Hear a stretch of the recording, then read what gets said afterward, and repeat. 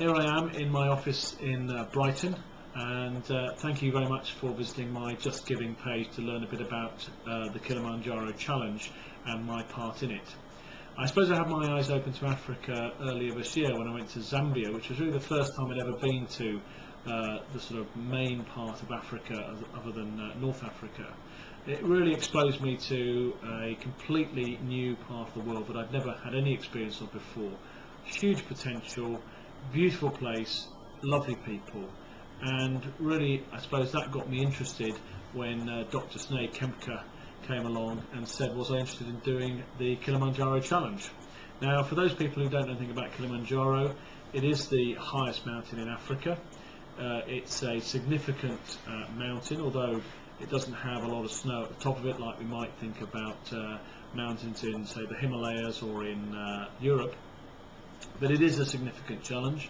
You have to deal with obviously a long trek up to the summit, but the main thing that you have to deal with are the extremes of temperature, very hot or very cold, and also the extremes of altitude, which can have some quite disabling impacts on people.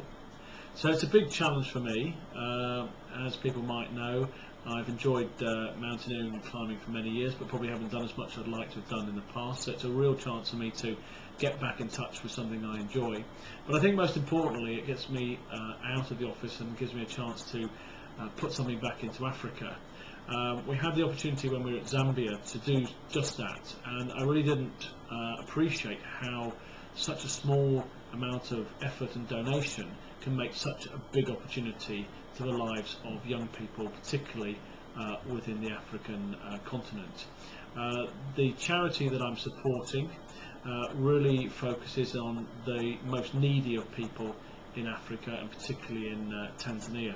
Those people have been orphaned, typically because their parents have died through accident, illness, injury, or, as we're seeing more and more now, people who've had HIV/AIDS, and the result of which have become orphaned. Bupa supported a charity in Thailand a couple of years ago that did a very similar thing, and there the impacts were enormous. So the money that I'll be raising, and that some of my colleagues will be raising, will go towards what is a fantastic charity that's very much a practical, on the ground support of people who need practical things, whether that be food, education, healthcare information, or just generally a place that they can call their own, somewhere where they have the support and the love that they need, which you and I take for granted in the UK or in the Western world.